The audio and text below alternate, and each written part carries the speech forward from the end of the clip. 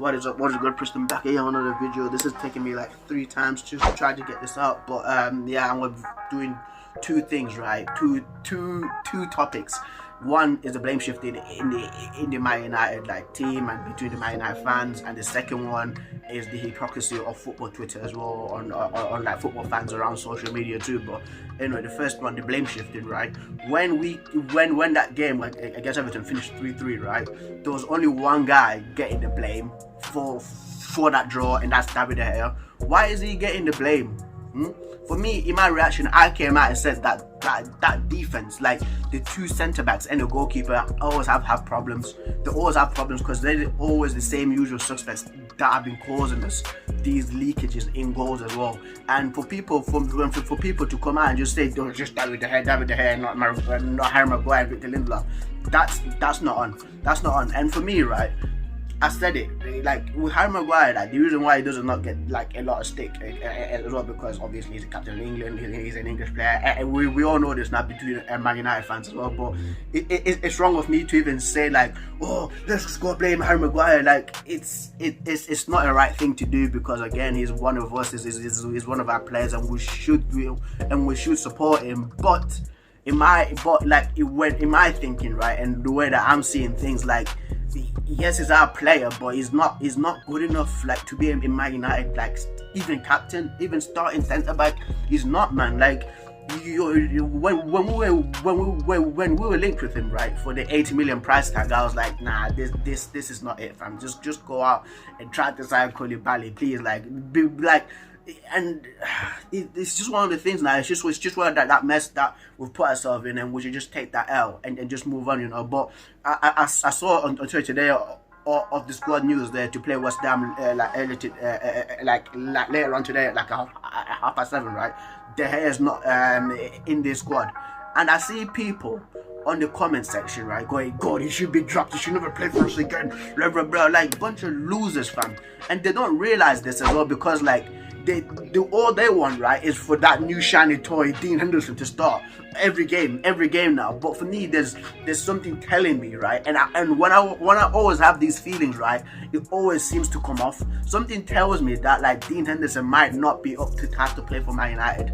Yes, like yes, he had one good season with Sheffield United, but it's a lot, you know, being a starting goalkeeper for Man United. It took us a few tries as well to even replace. I think it was Fabian Barthez after Peter Schmeichel. We had Roy Carroll.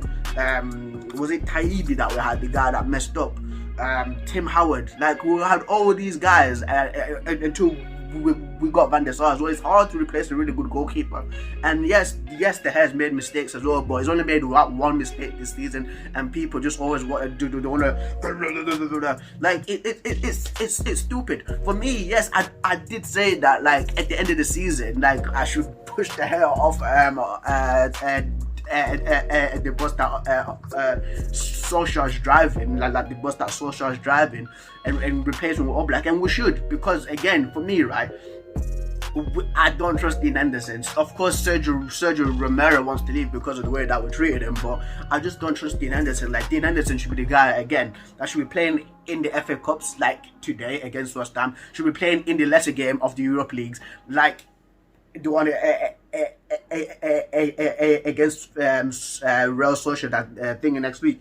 Those are the type of games that he should be coming on for, not first Premier League, not like first team Premier League, like important games. We need David De Gea, and for people to start coming out and slating him as well like that, and saying that he should never play for us ever again. Like, come on, man, come on. I get that we're all angry, but to say these kind of things is not on as well, because no one is talking about Harry Maguire.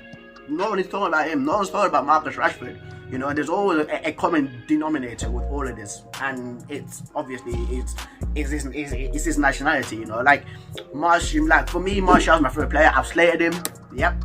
Paul Pogba, I know what he can do. I've slated him because I expect better from Paul Pogba. He's meant to be a world class player. And my friends were like, you're going too harsh on him. I was like, nah. I know what this guy's capable of, and I expect better.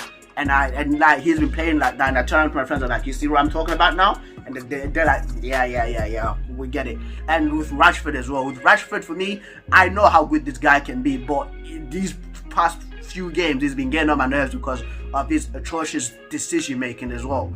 And but it don't mean that like, oh, you should never play for Man United again. Like there's times where you do feel like that, you feel angry, but again you should quell try to simmer it down as well, because of course, yes, this team does have a few weak mentality, but we just need leaders as well, and we need a guy like Bruno for him to just come out and just grab the guys and say like, I expect better from all of you guys. Stop letting us down as well. Stop letting the team around you down. Stop letting your peers that are trying hard, who are getting 10 out of 10 game in, game out, and you're here getting like 3 out of 10. Like you should work harder, you know, and like be united. And that's how it should be like as well. For me, yeah, I do get mad. You guys have seen me. I do get pissed off. I do get really frustrated and angry because I know how good these guys are. And for me, like it don't seem that they're trying hard. But hey, but the next topic anyway, it's the hypocrisy of football fans on Twitter, right? So as I seen somebody, right, post like a person's like I can't, but I will try to post it up for you guys here, so if you guys can see as well. If I do find it, you might see it now. If I don't find it, then hey, it is what it is. But it's a guy, right, saying like Trent Alexander is the best right back in the world. He's one of the Premier League greats, right? And then literally like 3 days ago they lost against Man City. Is like, Trent Alexander is trash. Trent Alexander, oh no, this is not good. What is going on, man? Like, we know how good Trent is. I'm a Man United supporter, fam. Look, and I'm saying that Trent is good. Trent is a baller, fam. How can you change your mind that quick to say that Trent is crap, is useless, is that? It don't make sense. It don't make sense, you know. And it's been happening as well. I've seen one where these guys are arguing between Sadio Mane and Sterling, and they're saying that they're on the same level. Bro, like Sadio Mane is like the top 3 best left wingers in the world, fam. And you're coming out and you're saying, oh, like Raheem Sterling on his level. Sterling's a good player, but he's not on Sadio Mane's level. You know, Sadio Mane should be like a little bit below Neymar. That's how good Mane is, you know. And people just have short memories to how great these guys are, and then when these guys start performing again, like, I told you about this guy, I told you about this guy, I told you about this, and then like when you have like 3 bad games, like, oh, he's absolutely terrible, this guy, he's useless, he's that. I mean, they need to listen to them so speak. And yes, on social media it's mainly right, the younger kids, the ones that are like 12, 13, 14, 15 years old, 16 years old, the ones that are still young, you know, and they don't like get the whole point of the hypocrisy that they're spewing as well. I do have family members who are at that age range as well that do try to argue like football with me. That's why I never take